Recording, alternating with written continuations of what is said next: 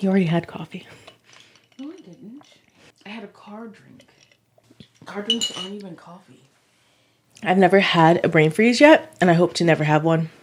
Because drinking cold beverages are my favorite thing. You've never had a brain freeze? Correct. It's probably because I don't have a brain up there.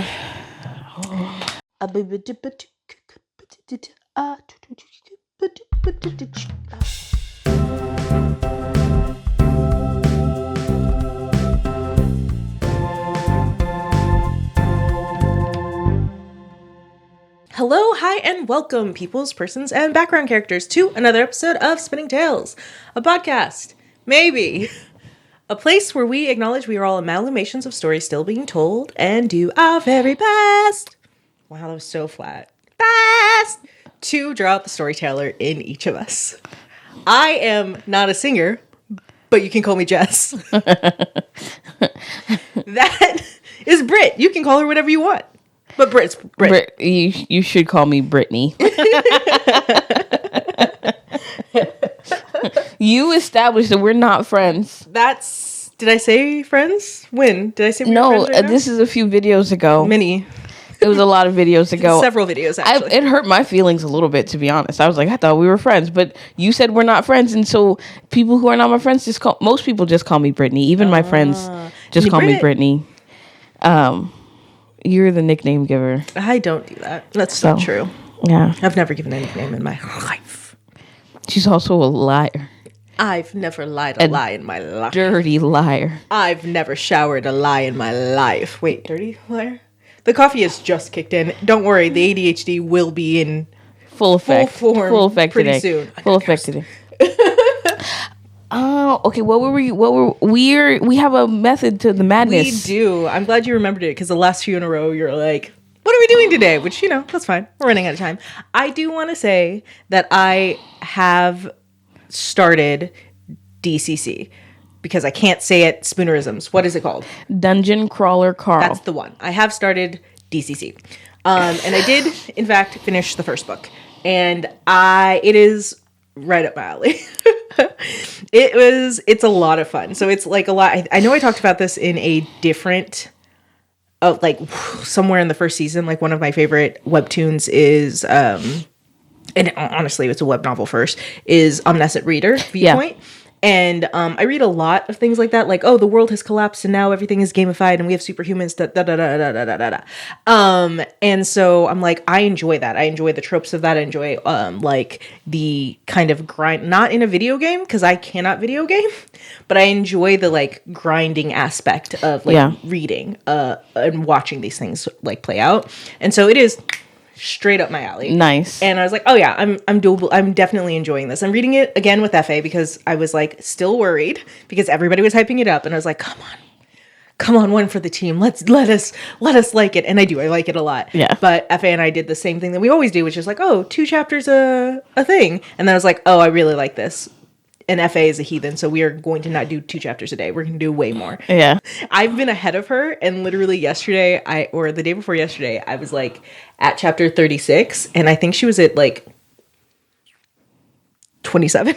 And it's usually the other way around, so I can't get mad at you for doing it. Yeah. And then like sometime in the middle of the day, she texted me and she's like, I'm at 36. I was like, bet, that's giving me full permission to finish this book right now, because I only had like 2 hours left in the audiobook. Yeah. And like I'm like listening and reading it at the same time. Nice. And I was like, bet. And I finished it last night, and I already have the second book waiting in the wings. Yes.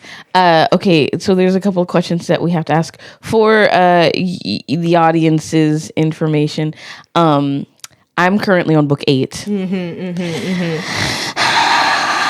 And it is, I love this series. I love the whole series. Tell me your comments on the voice acting. The voice acting is really good. I know that here's the thing, because everybody's like, it's the same guy. I wouldn't have known, because I knew it was the same guy. I can hear him. And I was like, it does not make him any less talented. I was just like, oh no, I can tell this is the same guy, but he's so good. Once you say it, there's times you can hear. There's still some voice that I'm like, that's not you, dude. But once you know it's the same guy, you start tuning into more things. And I do wish we had let you go in blind. Yeah, which is perfectly fine. FA was the same. I was like, oh, it's the same. The voice actor, blah, blah. And she's like, I wish you hadn't told me. I was like, yeah, I get that. My bad. I didn't realize either because I hadn't started it, you know, where I would have been like, oh, it would have been nice for me not to say anything to her. Yeah. But like... People stop... hyping up Jeff Hayes. That like stop. Don't let that man get more work.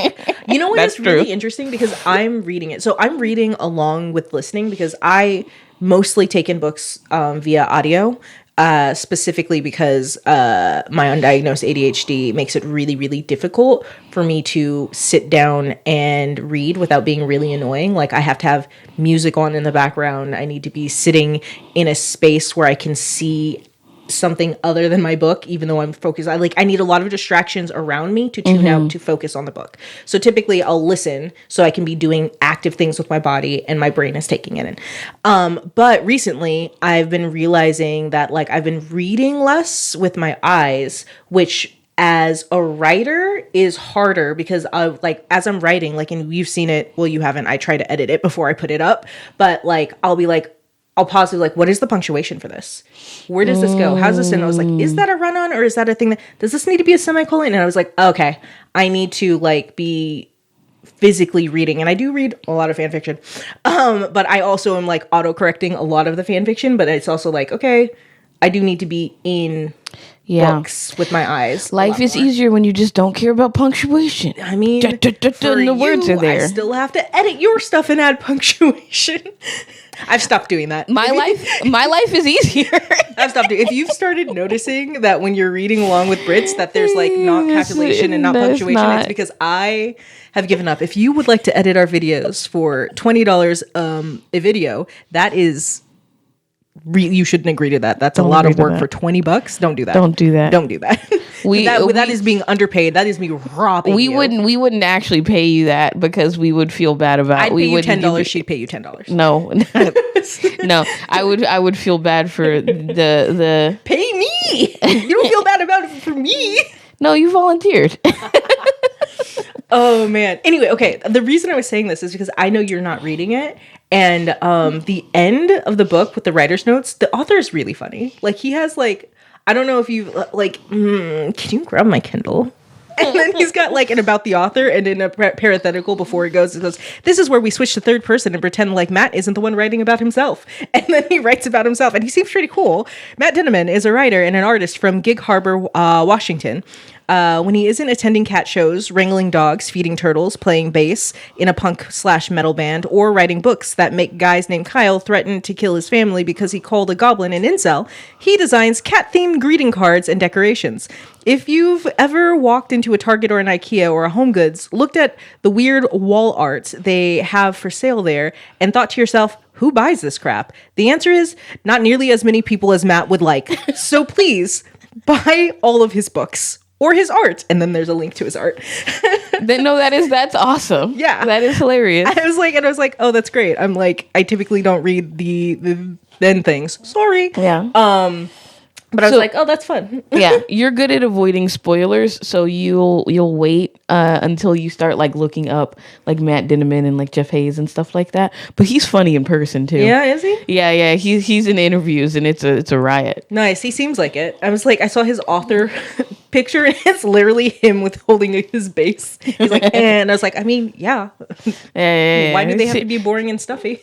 Yeah. If I had an author picture, it would literally be me crying watching a drama. I don't think I would take an author picture. I would put a piece of artwork. Oh, that'd be nice. I would like draw a thing. There's things that I'm like really proud of. I don't have my phone because we're using it to record. But I started sewing. Oh yeah. And I'm trying to like take pictures of the things so I remember the progress or whatever. And I recently made some book corners with some pretty clean lines, buddy. That. Just a book corner. Just a book corner. I mean, that's fine. If they want to know what you look like, they would just come to the podcast. Yeah. You don't like. I'm fishing for compliments. That's what I'm doing. I want people to look at it and be like, "That's a nice book corner." Why? Thank you. What is that? Is that a book corner? My goodness. My goodness. Look at the detail. It's lovely. be like, yes, it is. You're right. Thank you for noticing. Yeah. Oh man. So I mean, that is the media that we've been in taking. Oh no, I had one for you. I read Witchcraft for Wayward Girls. Oh yeah, you were telling me about that. Yeah, for my book club. Yeah. And I finished the whole book. I'm very proud of you. That is a rare occasion. I know. I finished, like, it's funny because, like, I finished all 7 Dungeon Crawl books, and I have finished 3 of 15 book club books. Oh no. No, but it was very good, and it was one, I won't say anything too crazy about it to you because maybe you'll read it. Probably. But I will say the beginning of it was really hard to read. This isn't a spoiler because it's the premise of the book. Mm-hmm. It's about pregnant girls sent away because they're ashamed to their families for getting pregnant. Okay. Right?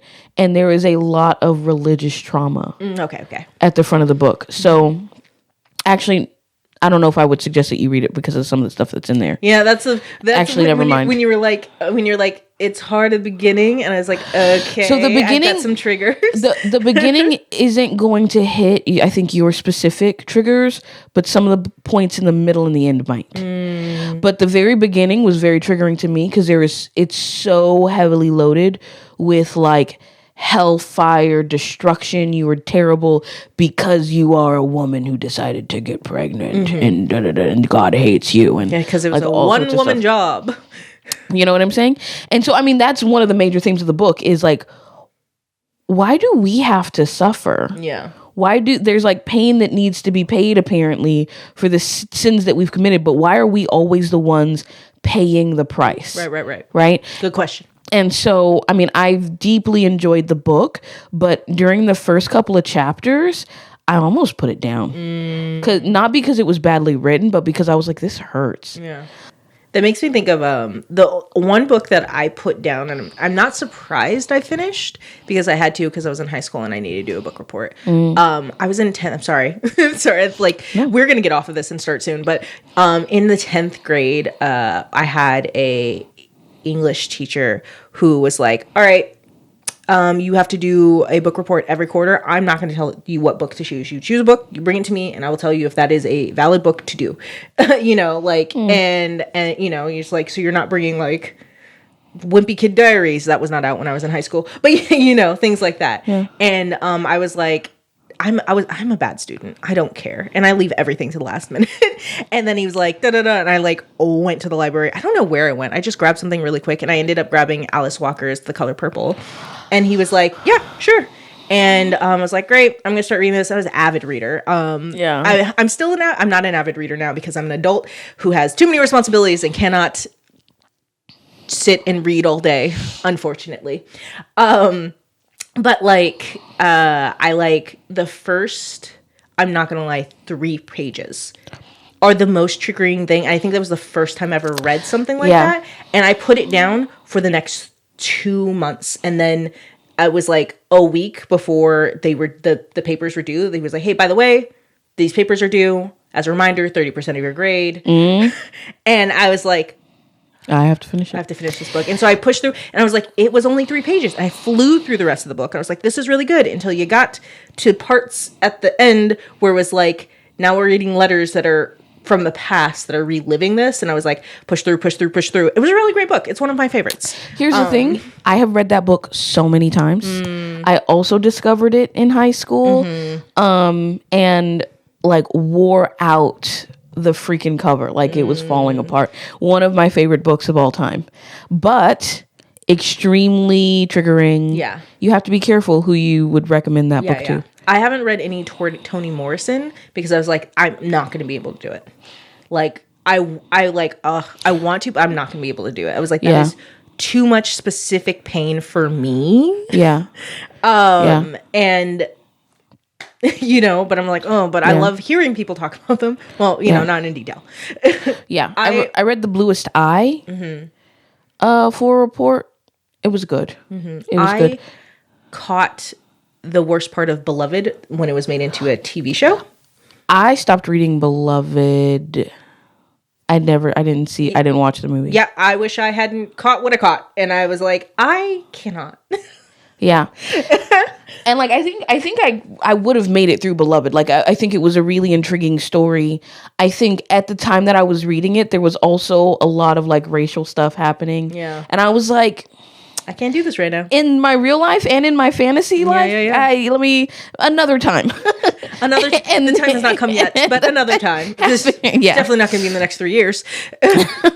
Yeah. Anyway, good talk. That only lasted forever. Yeah. What time is it? Yep. What time is it? 15 minutes. Yeah. Okay. Okay. So then, what are we doing today? You have access to the things. To the explanation. I don't have access to it. What are we doing today? I have my phone. We are looking at some things. Today, we are back at it again with more painful things to talk about. This time, these are all things made by me, or that made me go, ooh, that I feel I needed to share with somebody. Her. And they're mostly videos this time because I'm illiterate. Yeah. Same. Yeah, but I have them linked here. And I knew that we might run late on time. I didn't put in a lot, like almost on purpose. But in case we run out of time, I put the least important ones on the bottom. Okay. So we're going to play these videos for copyright purposes. We're going to also have the videos on screen with both of us on the screen so that we're not getting slammed with it. Right. And the links for all the videos that we're talking about are going to be down below. So that you can go to the people who actually said the things. Yeah. We want to make sure everybody gets credit where credit is due, right? We're not trying to steal anything from anybody, but we do want to bring appreciation to the things that they've made. Mm-hmm. And the whole point of this is to discuss how it impacted us. Yeah. Yeah. I have not seen any of these. Whereas last time I had sent Brit a bunch of them and then she chose the one she wanted to talk about. These ones I was like, whatever, you do them. I have no prep work. Congratulations. Thank you. Okay. Number 1. She argues with her boyfriend twice a week. They reconcile the disagreements. In the sheets he calls her things that I cannot repeat when he sees her red. Then at night I hear the headboard of her bed. When he says she's like her mother, she gets violent. That makes me wonder if the siren should come. She throws a glass, I hear it shatter. She'll be with him the morning after. Yeah, I heard her tell her mom he's the one. I don't know her name, and I've never seen her face, but I've been there at her best and at her worst. I've gotten to know a stranger in reverse. I swear I'm not insane. We both share a landlord and a hallway. Oh, you won't believe the things that I have heard. Reach the deep end without breaking the surface first. I saw someone without the pretense and play pretend. Well, that's what happens when the walls are paper thin. Okay. Yeah.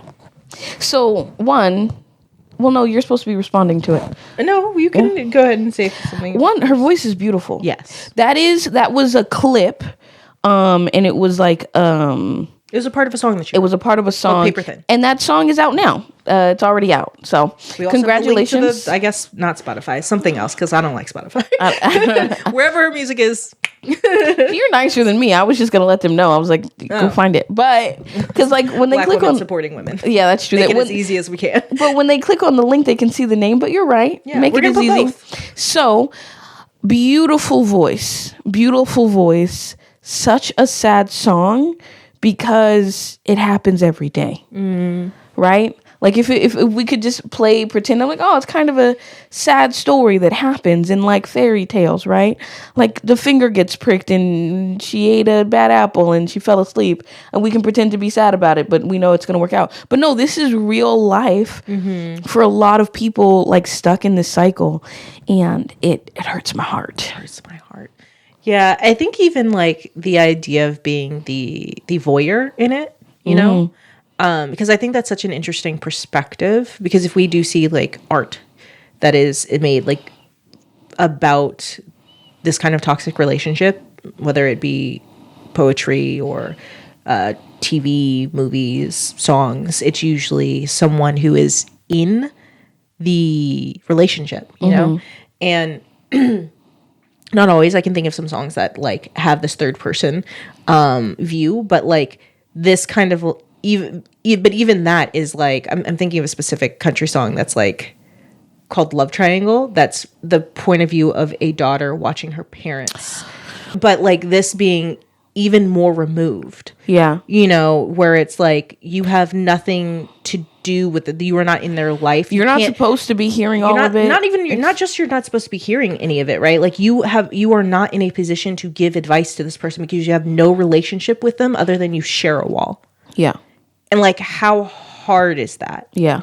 You know, like, and where's the line? You know, like, because I'm like, no, I'm talking about it. But if it's my neighbor that I hear, how involved do I get? Because I'm stuck. Yeah. Yeah. It's hard, like, especially because in a situation like this, the girl doesn't sound like she wants you to say anything. Yeah. She told her mom he's the one. Yeah. One of the hardest parts about my job, for those who don't know, I'm a marriage and family therapist. And I see people in all sorts of situations. And sometimes you see somebody who is clearly in a bad situation and you can't make them choose better. Yeah. And so even with like reporting laws, right? Or like if we were in therapy, right? If I was giving you therapy and you said, I'm going to go and I'm going to beat up John tomorrow, I'd be like, I got to call John, right? But if you're sitting in front of me and like, my husband beats me and I'm going to go home, I don't call the cops on that. Because you are choosing to go to a place and I need to protect your confidentiality. So like the way that the laws and our ethics codes are written, I am protecting your autonomy. Yeah. And I can't force you to do different things. Right. Especially when it might make the situation worse for you. Yeah. Right? If suddenly the cops show up and you weren't prepared for that, he's mad at you because he thinks you said, like, all sorts of things. And so it just makes it a really dicey situation. Yeah. And you just have to sit there hurting for a person. Yeah. Yeah. Waiting for something better to happen, hoping that something better will happen. Yeah. And that really is like, because, and you do that in a work sense, but I think personally as well, we've all had situations where we have friends or family or neighbors that like clearly are in a bad situation and and no one deserves whatever they're going through. Right. But like they can't see the light. They don't see any other option, or they don't want to see any other option, or they don't have any other option. Ugh, that's the hard one. That's not what this is. That's not what this is. But I do remember being in like high school thinking, your parents suck. This is awful. But then also thinking, I've heard terrible things about adoption and foster agencies. And maybe we just got to wait till you're 18. Yeah.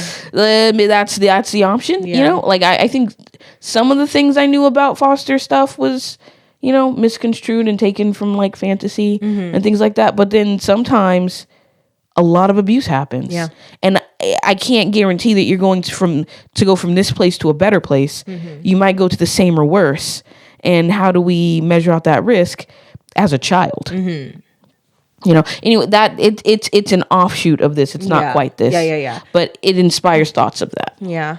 I guess I do want to know, like, for very hypothetical, and I think every situation is different, but like, would you befriend your neighbor and try to like talk to them, or would you be like, I can't involve myself in that drama? They are so deep in the sauce that like it's going to burden my soul to attempt to help because I don't think they want any help. Like, what do you do, right? Like, what is the busy? Is it like busybody, or is it like genuinely trying, or do you just move so you don't have to hear it? Well, and then someone else moves in next to you. Like, how do you know you're going to avoid it? I don't know. Yeah. Because I think it depends. Like, I didn't grow up as a person who like knew my neighbors. I was a shy book girl in the house. You know what I'm saying? My brother, my brother knew all the neighbors. Oh. I know some of the neighbors now where I live. And if I already had a relationship with them, then like I would do something, but I would want that relationship to be like natural in some way, right? I think there's a lot of times where you want to speak into someone's life, but if you don't have permission, it's not going to do any good because you're just attacking and you're coming from a place where you don't know anything else that's going on. Yeah. Right. And so even if what you have to say might be right, they're not going to be in a place to hear it because you don't know me. Yeah. And then it's like, are you judging me? Like what, you know, all of those things. So I wouldn't avoid being friends with them, I think.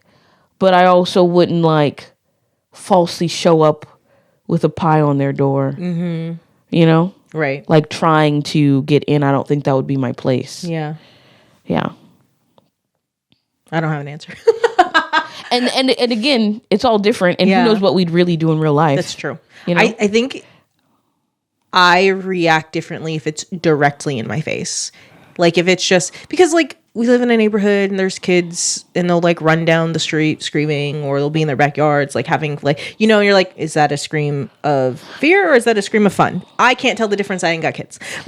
No, here's the thing. Even when you have kids, they sound the same sometimes. and so there'd be times where I'm like, I don't know, you know, like, what do you do? But like if it's in my face and I'm seeing somebody like being dragged, that's a different automatic reaction. Yeah. You know?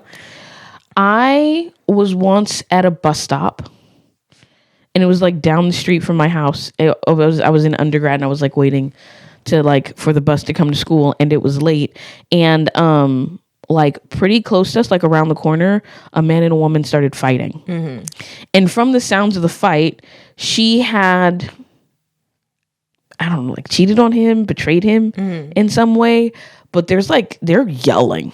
And then she goes to try to get away and then he won't let her go. Right. And I was like, what do I do? Yeah. And I'm like praying about it. And I'm like, God, what do I do? And I look around and the people at the bus stop are like, uh-oh, what's going to happen? And so I walk up. I was like, hey guys. Need some help here? I just wanted to share scripture with you. That's hilarious. You know, and I diffuse with confusion. I pulled something out of my butt, and I was like, "Let me be my phone." Oh, the Bible app, you see. And I was like, "I just want you guys to have a good day," you know. And I'm sitting there almost in tears. Like it hadn't gotten violent yet, but it sounded like it was heading in that direction. And I was like, "I just need to stop it. I just need to stop it." And so, like, I share the scripture, and they look at me like I'm insane. As one does. Okay. Okay, well then have a good day. God bless you. And I like walk away. And then I sit at the bus stop around these people who were just looking at me, looking over at them, and they were waiting for the bus to get here. And then the yelling starts again. And oh no. And then I think somebody called the cops. Yeah. And so like it hadn't gotten violent, and maybe it wouldn't have, but there was the fear of that, you know? So then the cops come, and I think they took him away. And I don't know in the situation if he was the one who deserved to be taken away, because nothing had happened yet. But like even that is like, I felt kind of hopeless at the end of that, because I was like, I tried and it didn't work. But maybe it de-escalated enough that it wouldn't have gotten. And it was just I don't know. Yeah. So like even in that situation, I don't think there was a right answer. Yeah, I don't think there's ever. It makes me think of. I also had a situation like that, which I probably shouldn't have reacted, but I had like felt like I had no choice. There was like, I was at a park with a teen I was mentoring, and a car stopped in the middle of the road, like next to it, and there were like two people in it screaming, a girl driving and a guy in the passenger seat just screaming, like, and she was like, get out of my car, like screaming it. And I was like, and I'm like with this kid and I'm like, hey, just wait here, okay? Oh. And I like walked up the car. I was like, hey, maybe you should get out of the car. And he was just like, she's just always like this. I was like, I get it, but she's driving the car. It's her car. She's not going anywhere. You probably should get out of the car. Like, and I was like, there's a lot of people looking. Someone's definitely called the cops, and she is not going to move. So you probably should get out of the car. And he's like cussing her out, getting out of the car, getting his stuff. She drives away almost before the door is closed. And he's like, oh, blah, blah, leaving me here with nothing. He's like, can I at least use your phone so I can call someone? And I like probably would have, but poor college student, my phone was cut off. So I was like, Oh. I would, but literally all I have in emergency services. I don't, like, my phone is, I ain't got nothing. Yeah. And he was just like mad. He was mad about it. And I understood. I was like, I get it. I'm sorry.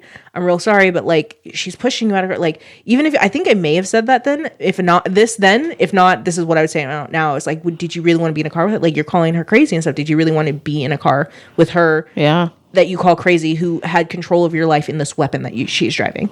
It was better to get out. It's better to get out. And eventually, like, left. Cops came, and they're like, because somebody did call, and they're like, where is he? And I was like, I don't know, he left, you know? And then I, like, turned to the kid. I was like, hey, we're not supposed to lie to your parents, but let's just not tell them about this.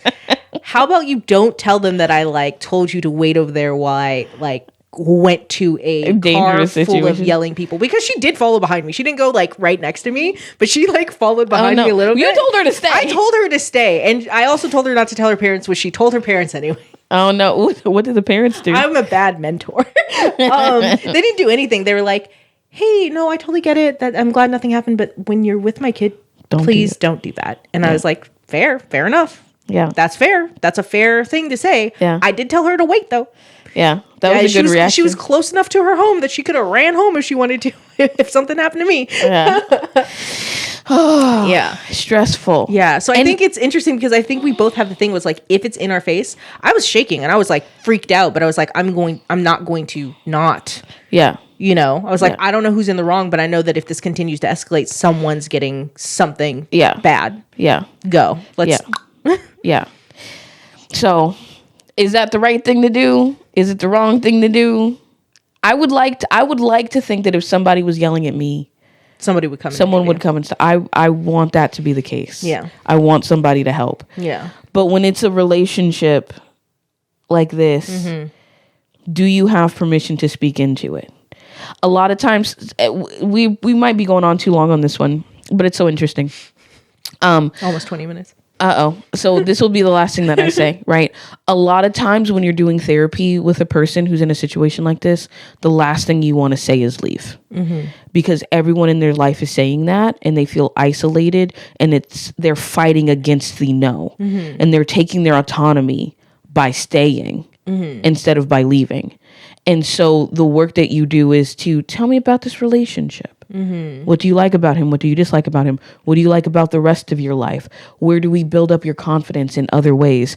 If you choose to leave, that's your choice. And then you build up the other skills that they have so that they can start putting boundaries in the relationship to make it better, or choose to leave. Yeah. Right? But by continuing to pile on the no's, they continue to feel isolated, and then they feel like the only person who they can turn to is the abusive person in their life. Not good. Not good. You know? This is also like a mutually... Yeah. She's throwing stuff at him. Yeah, it's that Eminem song as well. Yeah. If she ever tries to leave again, I'm going to tie her to the bed and set the house on fire. That. I also want to say ridiculously, the she character in the song saying, oh, he's the one. I made me want to ask them, what's the two? What's the two look for you? What's second place? Yeah. Well, they would do X, Y, and Z in this, and I was like, okay, why are those characteristics under the one? Right. I was like, let's just put it okay, there's a one. So what's second place? What would second place look like? Right. And it's usually something like, oh, well, it would be this, but maybe not this abusive thing. And maybe not this abusive thing. It's like, why can't we switch 1 and 2? What happens? Yeah. Yeah. Okay, so let's move on to the next one. Yes. Okay. Let me cue it up. Oh, wait, we should say there's always links in the doobly-doo and the down there square, whatever you want to call it, for getting help. Yes. 988 is a great place if you are considering suicide or all of those things, but they're also a crisis hotline. So if you're like, oh man, crazy stuff is happening and I don't know what to do, it's an option to call. Yeah. And it's free. Yeah. So there's also links to, I think we put Psychology Today or something like that so that you can find support. It's all down there. Yeah. Always good to know. Yeah. Okay. I was asking someone who avoids their own feelings to acknowledge mine. My first mistake was expecting emotional depth from someone who never learned to sit with themselves. That was one I sent to you. Yeah, I think so. What did that make you feel? No. No, me? Yes, you. That's You go fine. first this time. Whatever. I think like when I saw that the first time, I was like, ooh, ah. I think that it I can't pinpoint because I'm not thinking deeply of it right now who in my lifetime has made me come to this realization. Just did it. Just did it. Can't name it. But I can name it and then cut it. But like that huge realization of I've been putting all this work in and I'm realizing that you are never going to be able to work with me. You will only be working against me. You know? And you know, the specific thing in my life that cut sound at that point, at the end of that interaction, I was like, there's nothing that I can do or say to have you be reconciled with me, you know, because you are never going to do the work and you're going to forever expect me to do the work to get on your page. Yeah. To take care of your needs, to make your life comfortable. Yeah. To be the one in the wrong, to apologize, to be the bigger person, even though you're considering yourself the bigger person, as I am like doing the emotional labor. Yeah. And I think it's so interesting because any of the times that anything's like coming to my mind, I would want to say like, oh, men do that a lot. But in my life, it's been women. Like it's been mostly women that will do that. And that's also because I have stronger relationships with women than I have with, I expect more from the women that I have allowed in my life. Because no new friends. Like I have a pretty small circle of friends. Yeah. Right. Of people who I consider my like ones. Yeah. And then outside of that circle is not very much bigger. And you know? The bar for men is so low usually. It's like, hey, are you around and not making me feel uncomfortable? Excellent work. Yeah. We love you here. We tolerate you here. But I mean, like, even in that, right? Like, I think that the work that I've had to do with my husband, you know, where because men in relationship with men don't have the same expectation, there was a lot of, like, I've never been to a place where I'm like, oh, I shouldn't expect, like, if I ever got to that place, we would be divorcing. Right? But he is always willing to do the work. But the work is newer for him. It's unfamiliar. It's unfamiliar. But we've been together for like over a decade at this point. I think we're at 11 or 12 years. And in the first part of our relationship and the first part of our marriage, like he was bad at it, right? There would be times where we'd fight, we'd have arguments, and it would take him like 2 days to like come back to me and be like, okay, I see where I was wrong. You know, like, and not that he was saying like, you're wrong, but he like could not reconcile like his, you know, block patterned mind where it's like this is this and this is this and this is this, rather than how our minds, or my mind at least, because undiagnosed ADHD, everything like flows in and out, like everything is related. Well, I think We're also, as women, are expected to consider the other person's perspective. We're expected to be considering other people. Yeah. And if for some reason you don't, then you're corrected for it. And so then you think, okay, well then I got to be thinking about it. You know, Yeah. we're still in the first half of our decade together, of our first decade together.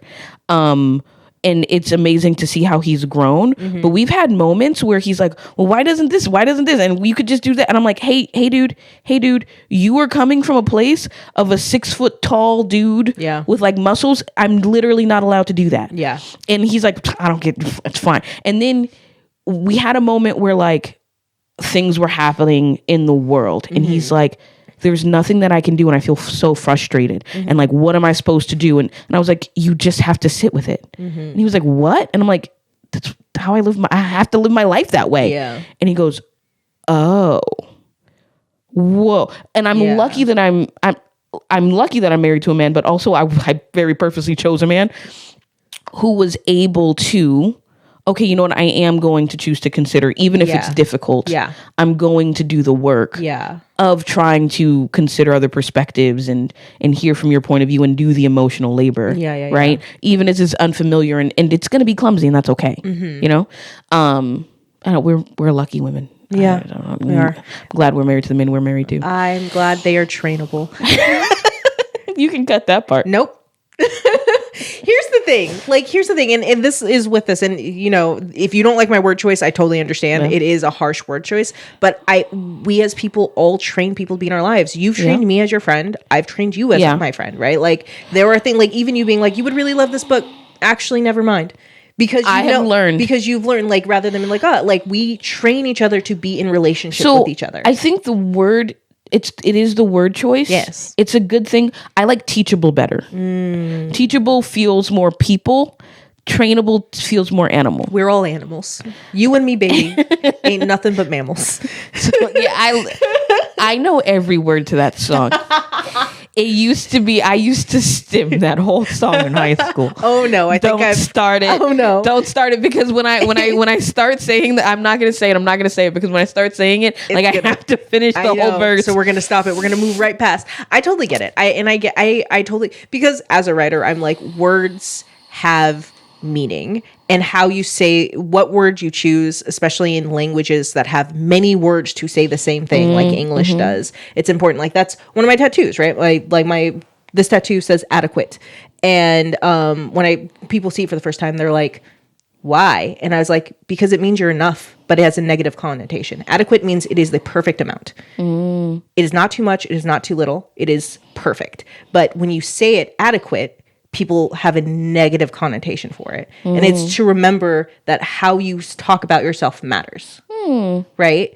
And how you talk about anything matters. So the word choices that you use are important.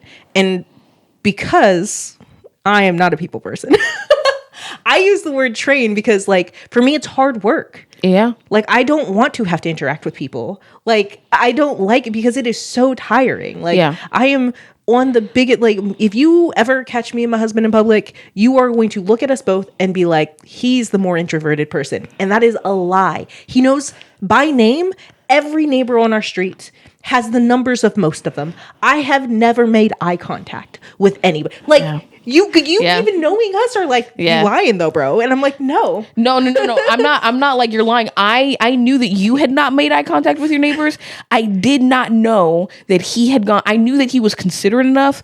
I knew that he was likely to have met the neighbors directly across the street, but the whole street. Yeah, we've gone on walks and he would like stop when we know people up that block and up down this one and someone that way, like, because that's who he is. You know, he will do it. He is very kind. I love him. He is very kind. He's so hot. I'm tired. I don't want. And so that's literally why I use the word, like, yeah, teachable is nice and soft, but for me, it's not teaching. It's training, right? Like, it is training myself to get out of myself, to like do the work, to be in a relationship with you, and then training you to be able to do things that aren't going to make me like hide away, to be able to be like, hey, I have to say this thing out loud. The thing that you just did makes me want to not talk to you for at least a week, but maybe not ever.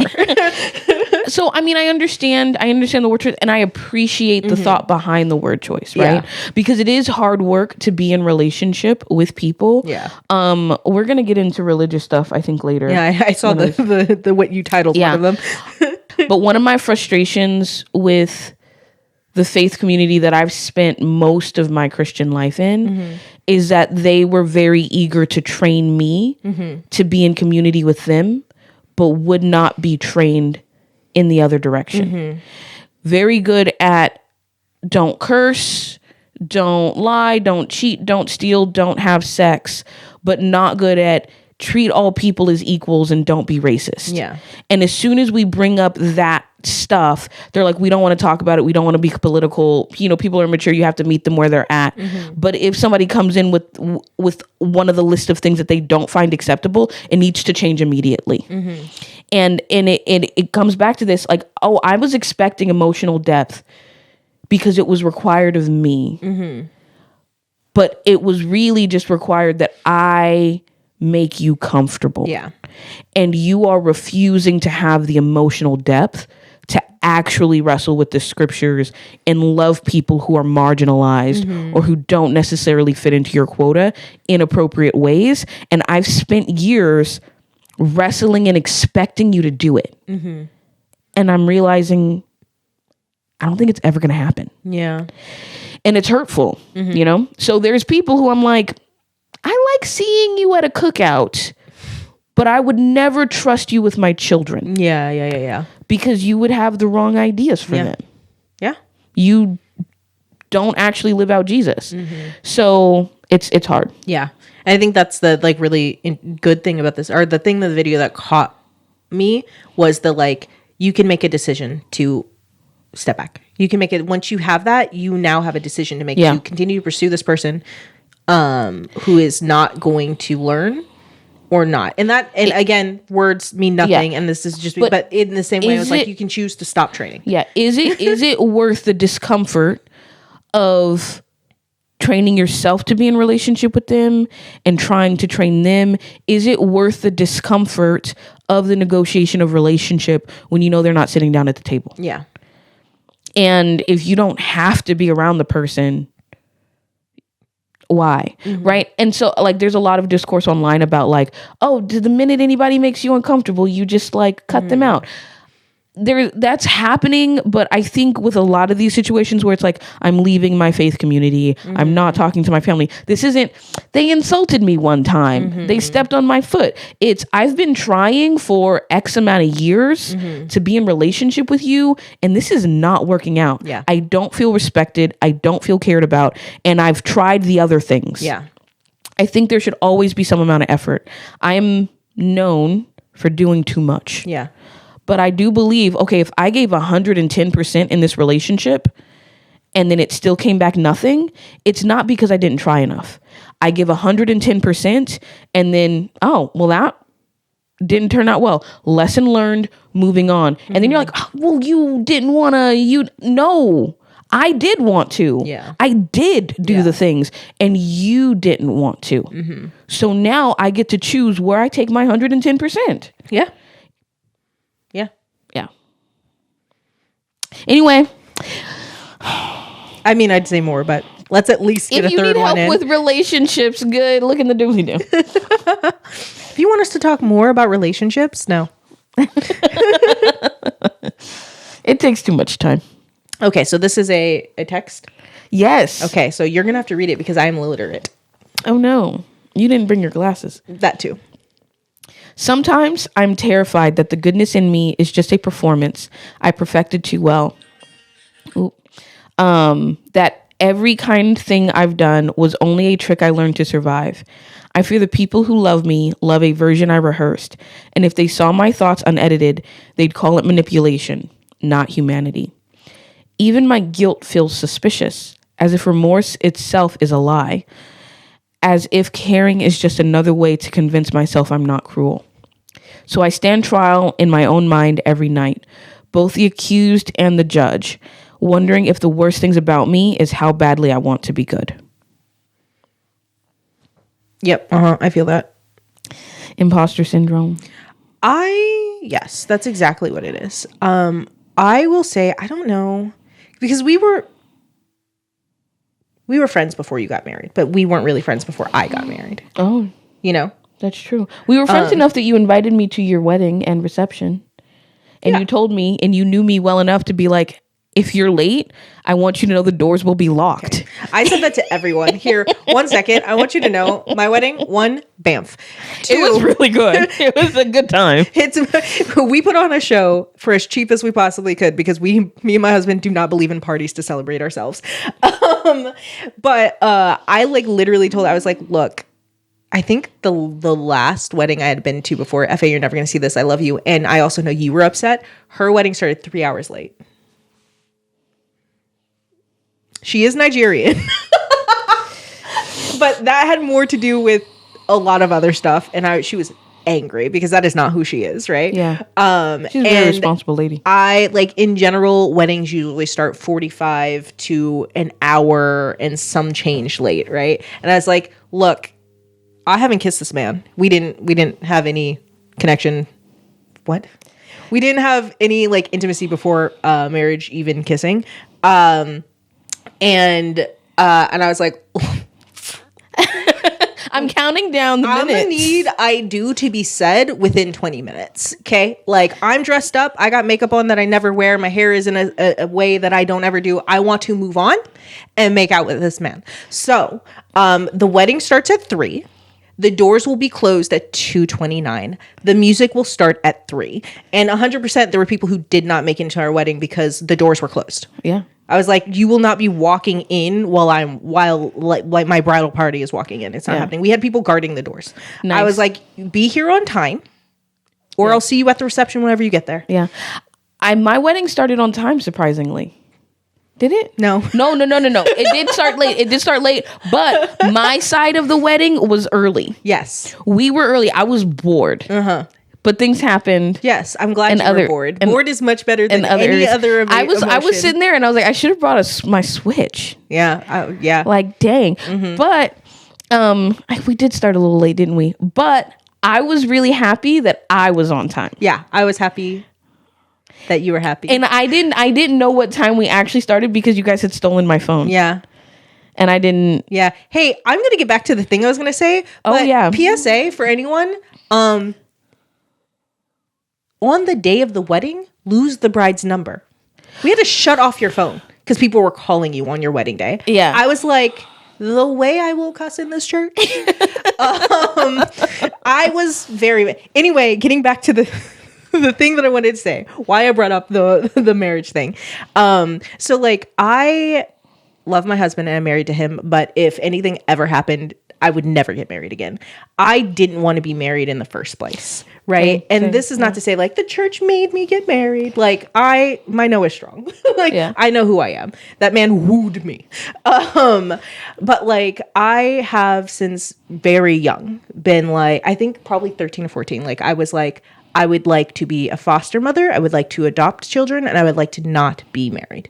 Like since early teenagers, I was like, no. And then when I like grew up, I was like, I got enough mess. I don't want to deal with another person's mess. I've seen a lot of marriages and relationships in my family and toxicity and things that don't work out. Even in my parents' marriage, which like all of my friend group was like, they were perfect, and therefore I was like, I grew up in the house. I know what it was, you know, and I watched it fall apart, and I've got a lot of trauma, not just in that, but in the falling out and stuff like that, where we're not going to get into. But I was like, oh, marriages don't work. You know, like I have always, this is one of the things I say all the time. And I do love my dad.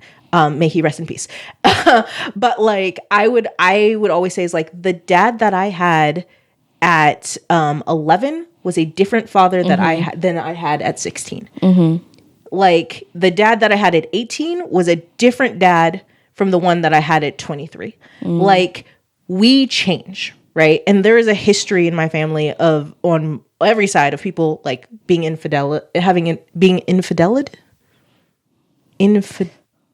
cheating.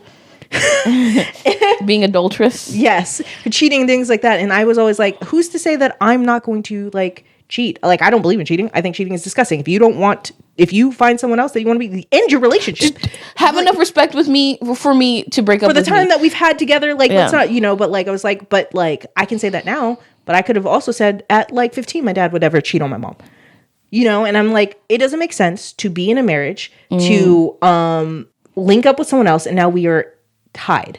Especially, I had huge self-worth issues. I was like, I'm not good. I can put on a good face because I've worked at it. Like, I can, before masking was a term I knew, right? Like, I can mask with the best of them. Again, we're sitting here and you probably think I like people, even though I say over and over, I don't like people, like, there's a lot of things that like I will say and I'll do and how I act, and people just disregard the words that I'm saying and be like, oh, but I know who I am. I don't like me. Yeah. Like, I've had, like, I didn't like who I was until probably 31. And like very truly had deep hatred for me. So I was like, being in a relationship with someone, that's dumb. Like, I eventually, like, I really did like my husband, who was my friend back then. And he was like, hey, I really like you as more than a friend. Do you want to give it a try? And I was like, well, there was some back and forth. And then I was like, sure. Because in my mind, I was like, in 6 months, he's going to realize what a bad idea this is. And he will break up with me and we can go back to being friends. And I'm married to him now because like he keeps proving me wrong. He didn't right? wake up. He didn't wake up. He's got like real thick glasses. He can't see clearly, I tell my husband, he's like, you're so pretty. I'm like, you have bad eyesight. Yes, exactly. And like, and so this, where it's like, sometimes I'm terrified of the goodness in me is just a performance I perfected too well. That every kind thing I've done was only a trick that I learned to survive. Yeah. And so I was like, no, yeah, I feel that. Like, I feel that deeply. Yeah. There are some days like I do like myself a lot, like now. Like, I'm a fan of me. Sometimes I still like talk to myself like I'm stupid because I do stupid things, or I have flashbacks to the stupid things that I've done as like your brain won't shut up about. Yeah, when I like, there will be sometimes, I don't think I do it when people are around, but my brain will say something. I will literally be like, shut up. I will say it out loud to stop my brain from doing a thing. But I like myself now, but I can very much feel this. Yes. Often. So, I mean, same, right? Like, I've worked very intentionally at building self-esteem and self-love and like compassion, right? For me, I think it started at 25 where I was like, no, there's things about me that are excellent and I can appreciate those things. And I'm not going to like let other people like rob me of them. And it's like continued over time. Being undiagnosed ADHD, you end up with a lot of corrections and you don't know why and you don't have an explanation for it. And the explanation that the young mind usually comes up with is there's something wrong with me. That's why I'm corrected more than my peers. That's why I get called the names or whatever the case may be. And it's like, man, there's something different, but it's not that you're wrong. Your brain is different, not wrong, right? So I didn't get diagnosed until I was in my 30s. But I had known before then because I had done the training to diagnose other people. Like, oh. And I was like, this explains a lot. And even though I had known before I got the official diagnosis, when I got it, there was a sense of, yeah. And just immediately I was able to be more kind to myself. And it's funny how like immediately having more grace for yourself, like, makes the problem better. But there was just a lot in there that was like, I have been trained to mask. Yeah. They wouldn't have called it masking, but when I was a little girl, like getting distracted, like playing with all sorts of different things, laughing to myself, keeping myself entertained, comments would switch from, well, at least she keeps herself entertained. You ain't got to worry about her that much, to, why are you over there smiling like a retard? Oh, okay, I guess I shouldn't do that. I guess I shouldn't do that. I guess I got to be like this. You go into family settings, you go into church settings, and Brittany, you got to be smiling. Brittany, you need to be polite. You need to give hugs. You need to be friendly. You get into, in my college ministry, you get pulled to the side.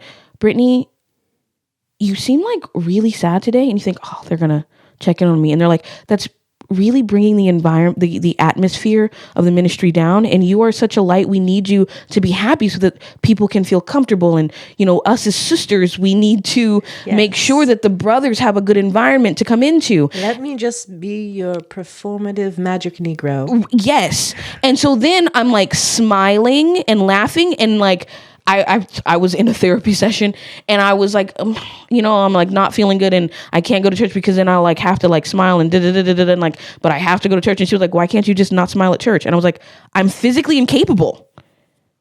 I am physically incapable. I will tell people I have social anxiety. No, not you. And it's like, no, yes, me, because even when I am having a panic attack, when somebody walks by and says, hey, Brittany, how you doing? I was physically incapable of saying, not good. I had to say, I'm doing great. How are you? And I learned that if I talk about the serious problems that I have, that's a downer for people. Yeah. So I don't talk about the problems when they're like, Brittany, what's wrong? Oh, I'm just so tired. But, God is good. I'm glad to be here. That's the only answer that was like programmed in that I knew was acceptable. So it's like, man, do I actually like people? Am I good? Do I appreciate what? And it's been trained in so hard that it's hard to know where the lines of me and the lines of what I've been forced to be and where those meet and where they blend. Yeah. So I mean, it's taken a lot of time to like take those things apart. And I'm still working. Yeah. It's still going, but I'm happy that I am in a better spot than I was before. Yeah. But I just felt this in my soul. Yeah. I think like now I aim to be a decent person. I don't aim to be a good person. Yeah. Like I'm not like, if I have to label myself like, is that good? And I was like, is it decent? Is it humane? That's where I'm at. Right. Like I'm not trying to reach this good. Like if only God is good. So I'm going to be decent. Yeah. I think it's good. I think it's good to think about definitions, right? If being a good person is what they have told me is good or what they've trained into me, that's killing myself. And it's shrinking to meet their needs. And that's not actually good for anybody. Yeah. Hey, I was honest with you. Yeah. That's decent. Yeah. Right? And fixing the standards has been really helpful. Would you like to choose one or still go down the line? We'll go down the line because it's in theme. This one is another text post. It says, it's always on earth as it is in heaven until you have to engage in social justice. Then it's earth is not our home. Let's look towards heaven. Yeah. I remember that one. Yeah. Yeah. We don't have to talk about that one long because I'm just angry. I feel like we've already a lot of the things we've talked about has already covered it. Yeah. I've been thinking a lot about like my experience in my campus ministry, and I'll keep this short and we can end it. But I remember someone put a post in the group me. And it was like a meme, and she was like, everybody was like making jokes and like laughing and stuff like that in the group me. And she put a post and it had damn in the comments. And then someone posted, there's an inappropriate word in there. You should watch what you post. And then there was just a line of people telling her like not to do that. Right. On another instance, I was upset with someone random. I'm like, I can't believe that female did XYZ.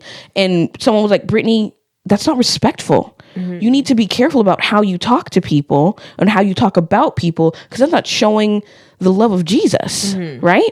And I was like, convicting, I guess. Yeah, I understand. Okay, but some of those same people had no problem saying the N-word. Yeah.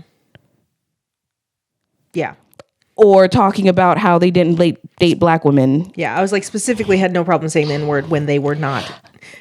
Oh, it's hilarious because I knew a person who liked to say it. I knew a couple of people who liked to say it. And when I brought it up to them, like, hey, we as a ministry said that cursing's not okay and we want to sound more like Jesus than rap songs and like all of those things. Are you sounding more like Jesus or your favorite rapper right now? Even just that, even without the social justice stuff. And it was like, well, then maybe I won't say it around you. Right? And those people, I was like talking about it and my husband was like, never heard that from them at all. Yeah. You are 6 foot tall and a muscular black man. Yeah. Of course they didn't say it around you. Yeah. Right? But when I make a stink about it, this is why I don't date black women. They're loud and da-da-da-da-da-da. Yeah. Completely different. So like our ministry that was supposed to be bringing righteousness and all of those things, I would talk about that thing and then be like, I'm just tired of hearing about all the race stuff. I don't really deal with politics. I'm tired of hearing your voice. Okay. Okay. I'm dealing with you. I'm letting you know how our ministry is actively hurting the people within the ministry and making it hard to want to bring people into the ministry. Yeah. You don't care because it makes you feel uncomfortable to talk about. Yeah. Okay. But if I miss service, Brittany, where are your priorities? So there's a lot that I'm angry about, and I'm realizing that like my anger, this is an aside, right? Most of my anger is at myself for staying for so long, going back to that other folks, for putting effort into like, okay, well, if we're the kingdom of God, I can like, as iron sharpens iron, we're supposed to be helping each other. I can help you like you help me, and we can change each other and grow and be more mature and more loving to the whole group. And then looking back and being like, you were never going to try to love me fully. Yeah. And I am mad at myself for giving 110% in this circumstance. 210% over the last decade. Yeah. Right. But yeah, so like when it hits like social justice things, oh, well, no, that's not our place. Yeah. We are in this world, but we are not of this world. Because Jesus never did any social justice. Of course not. Not Absolutely not. He didn't talk about any He said, "Hail Rome, hail Caesar." Challenge that, Right. Like, yeah. Anyway, we don't have to spend a long time on that because I am we can talk a long time. we can talk a long time, and I am actively in a place where I am like trying to lessen the intensity of the anger that I feel around it. That's fair. That's good. So I probably shouldn't have even put that one in there, but there we are. Yeah. I hope that none of you have experienced that in your faith communities. And if you have, that you were able to change it or get out. Yeah. Yeah. I mean, I think we have time for one more. Yeah. We do. It's another one that makes me angry, though. Actually, these next two just to make me hate. Why did you put them at the end? I know, because they were like longer. Let's watch this last one. We'll do this last one. Okay. This is an angry episode. All right. Well, mine was sad. Hers is angry. Let's go. Two women sat at my bar today and they were spilling some tea that made me have a powerful realization. One of them was talking to the other, and she was talking shit about a lot of the stuff the men in her life had done. And I got the impression that she didn't like men very much, and so I kind of kept my distance. I didn't want to make anybody uncomfortable. I think that's what a lot of men do when they hear that women don't like men. She tipped me $30 on a $60 tab. And to be honest, this is very consistent with the behavior that I've seen from misandrous women. They talk about how they don't like men, and then they do incredible things for men all around them. The realization that I had was that women who hate men hate what men have done to them, and men who hate women hate what women won't do for them. Mm-hmm. I treat my husband very well. Mm-hmm. I treat my husband all right. And we make jokes and we like make fun of each other, and it's like all well and good, but we treat each other really well. So I very clearly don't hate all men. Yeah. Right? I love your husband. I want him to be happy all the days of his life, right? There are men in our lives that I'm like, this is God's gift to the earth because they are so kind and so wonderful, right? And I want to keep them protected because they love the women around them and the men around them, and they are good people, right? Yeah. And it's funny because the minute you start talking about the general thing, like I will like bring up the stats about how many women are abused and how often the first time they're abused is when they're in a relationship and they're sick or pregnant. And people will say, oh, you hate men. Hey, dude, can we talk about the problem? Yeah. At hand? Yeah. You know what? Accurate enough. I hate the men who are doing this, and I hate the men who are okay with it happening, and I hate the men who refuse to engage in the problem to make it better. And that is a lot of them, apparently. Yeah.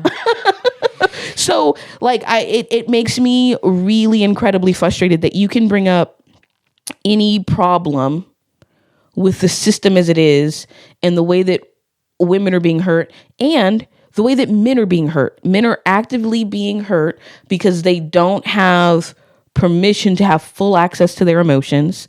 They don't have access to like being full human people engaged in deep relationships, and they complain about the male loneliness epidemic. But then other men are keeping them trapped in that cycle, right? Oh, well, what are you going to do? Talk to a man about your feelings? If you don't want to be lonely, you should try it, right? And so like the male loneliness epidemic is a problem, right? But when you say things about like trying to fix it, you get made fun of or like whatever the case. So there's a lot of anger around the problems that are happening. Yeah. And when you engage with people, where am I going with this? When you engage with people, they're just mad at you for having a problem with it, not mad at the problem. Yeah. And they're mad at you for being mad at men and not mad at the things that men do. Yeah. Excuse me? And so suddenly, as a woman, like we were talking about, you were expected to make the space comfortable for people. Suddenly, you're not doing that anymore. And now you're the problem. And they don't like you because you're not making life nice for them. Yeah. Yeah. She doesn't smile very much. Does she have to smile at you? How does that affect your life? She's not making the room pretty for you? Anyway. This is good to get off your chest and talk through these things. You're on my couch. I am the therapist now. Look at me. Look at me. This is my therapist couch now. Yeah. And I'm with you. I think that like in general, like, do I hate men? Do I hate the things men do? Yes. I think there is so, and here's the thing. I hate the things that men do, and I hate the women that, not the women. I hate the women, but I hate the women that prescribe to it and double down, right? So that it becomes culture expectation, you know, because I would say, we were in the same church, the same kind of groups, different eras, because I'm older than you, but like, whereas you are a small Black woman, I am a tall Black woman. So I did not often have brothers talking to me because I am an intimidating Black woman, you know, is what I was labeled, as you were labeled a loud Black woman, right? Neither of those are better or good, you know, but I did have, like, if there would be times where I'm like, okay, but nobody's handling like these kids and I can get them to pay attention, or nobody's doing this. Like a brother wouldn't come to me and be like, that's not your place, but a sister would. Yeah. You know? And that is from, and like, I don't hate those women, but it is like, it is the prescribing to what men do. Yeah. To make them comfortable, we have to co-sign and enforce. It is the enforcement of these things, no matter what the gender is the thing that even if the man isn't actively going to complain about it, a woman is going to come and tell you that you shouldn't do that because it's going to make him uncomfortable. And it's like, it's one of those things that, again, going back to some of the stuff we said earlier, training my husband, because, right, I don't know that we've said it, but my husband's not Black. My husband's not Black. And he's got a lot of like water to wade through that he doesn't see. There's sometimes when I have to be like, babes, that's your privilege. Like, you don't see that because that's your privilege. Like, if when we are not having children, when I was like, having interracial kids will be difficult because you have no idea, like, depending on where they fall on the melanin scale, you are not going to be able to be helpful to them. Especially, like, we have multiple kids. They're all different colors. Like, you are not going to be able to, some of the advice that you're going to give, not going to be helpful. Not going to be might be hurtful if you're not careful. Yeah. And he doesn't mean to be hurtful. Yeah. Like, he doesn't mean to, and he will correct it if it's called out, you know, or he'll have a conversation to like get his mind. He won't just be like, okay, well, you're correct. He's like, help me understand why that's correct. Help me rewire my brain to do these things, you know? He doesn't say in those words, but that's what we do, you know? Yeah. And I think that it is one of these things where it's just kind of like, when you're having these conversations with men who are not like that, it isn't help me understand. It's no, but you don't see this. Well, you're not taking into account this. Well, you're not. It's like, please stop talking over me. Yeah. Give me a chance to, like, you know. It's dismissal. It's defensiveness. You start complaining about some of the things that men do, and they're like, well, not me. Well, not my friends. And it's like, okay, but hurt is still happening. Yeah. I think it's good if we talk about definitions, and I know we're out of time. Yeah. So we'll keep it short. But if we talk about definitions, I hate that we can talk about the things that men do that are harmful that we hate, and we get told that we hate men. Mm-hmm. And if other people also would hate the things that men did and change, and women did, to like perpetuate the harm, then we could actually make change. Because I love everybody. Yeah. I want everybody to be happy. Not everybody. I do have love for the general human race. For and I people. do for people. Non-gendered. I do have love. I do have care. Anytime anybody sits in the chair in front of me, even if I hate what they've done, I know that they're coming for help. And I love that. Yeah. And I can look at like, okay, what are the things that you've done and what is good about you, and how do we pull that out, and how do we help you do better? Right. And if everybody was like, yeah, I want help and I want to do better, we'd be in a better position. But if I start complaining about the harm that's being done, and you take that as, well, you hate people, you just don't want to engage in the problem. And now we're stuck. Yeah. And it very much is the energy of like, it like not anytime, but now I'm like, if somebody says that to me, this is my response to it now. Where they're like, well, you like these actions. Well, you just hate men. I was like, okay, well, do you like spicy food? Not really. Oh, so you hate Indian people? That's the same energy. No, I just don't like spicy food. Like, so you're saying you hate people from India? No, how are those connected? Exactly. Exactly. They are not connected. Exactly. There's a lot of spicy food there, isn't there? You can not like the spicy food and you can like the people. I can not like the rampant domestic abuse rates and pregnant women being harmed and women dying in hospitals or being assaulted during surgery. I cannot like those things and still think people can be okay. This was a terrible episode. You did this. This was a terrible episode. This was a terrible episode. I apologize. It's very easy for me to bounce back from this. If this goes, I'm gonna need a few minutes. Yep. Yeah, we're probably gonna We're gonna take a break after this. We're definitely gonna shoot another video, which means you're going to see probably the same outfits because why not? Maybe I'll put episodes between these so that it doesn't look like we did the same day. But guess what? Probably not. Look, this is what happens when you have 2 ADHDers, 1 undiagnosed, and procrastination stations. Yeah. Anyway, thank you guys for listening. Yes. As a final reminder, down there in the Down There square, there are going to be links to things that if any of these were triggering and concerning ways that you're like, I might need some help, get some help. Just get some help. Yeah. Stop it. Sorry. And there's nothing wrong with asking for help and finding it. Yeah. Yeah. Okay. That's all I have to say. Thank you guys for engaging. I hope that your lives are good. I hope you have the day you deserve. Yeah. And goodbye. Goodbye.